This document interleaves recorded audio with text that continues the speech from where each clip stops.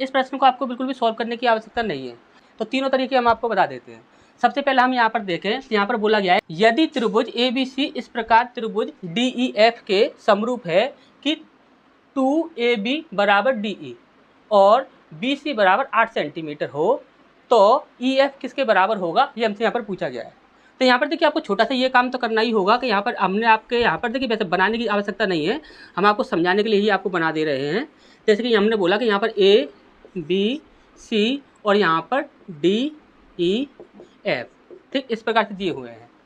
अब यहाँ पर बोला गया है कि यहाँ पर AB जो है वह बराबर है DE के दुगने के। तो यहाँ पर हमसे बोला गया है कि यहाँ पर AB जो होगा वह तो आपका 2x हो जाएगा और DE होगा वो आपका x हो जाएगा, ठीक। यहाँ पर इसके दुगने के बराबर हो गया। अब यहाँ पर बोला गया कि BC जो है वह 8 सेंटीमीटर है, BC जो है वह 8 सेंटीमीटर है। अब यहाँ पर ध्यान से देखिएगा, सबसे पहला तरीका आपको अच्छे से पता होगा कि यहाँ पर ये जो होगा रेशियो ये आपका इसके बराबर होगा और ये रेशियो जो होगा वह इसके बराबर होगा।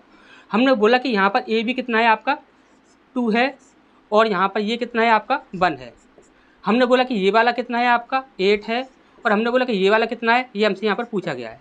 हमने बोला ऑप्शंस में से रखकर देखो, यहाँ पर 1/2/1 है तो यहाँ पर भी आपका 2/1 बनना चाहिए। तो हमने बोला कि सबसे पहले ऑप्शन को रखकर देख लेते हैं 4 को। यदि हमने यहाँ पर 4 रखकर देखा तो यहाँ पर कितना हो गया 4 एकम 4 और 4 दूनी 8, यानी कि बराबर बन रहा है, तो यही हमारा आंसर होगा और कोई भी हमारा आंसर नहीं हो सकता।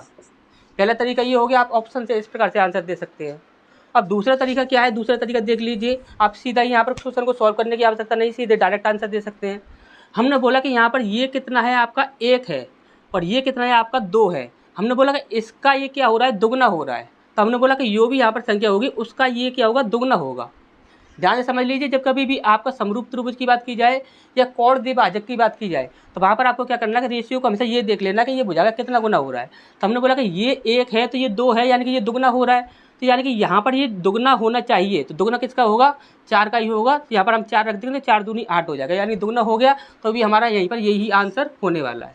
अब यहाँ पर पूरी तरह से यदि हम इसे सॉल्व करते हैं तो कैसे करेंगे, यहाँ पर हमने बोला कि AB/DE बराबर रेशियो होगा किसका BC/EF के। हमने बोला AB की वैल्यू आपकी दी हुई है यहाँ पर 2x और यहाँ पर हमने बोला कि यहाँ पर DE की वैल्यू कितनी है आपकी x है। अब हमने बोला कि यहाँ पर BC की वैल्यू कितनी है, तो यहाँ पर 8 है और हमें निकालना है EF।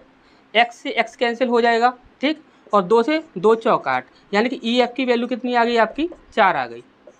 कैसे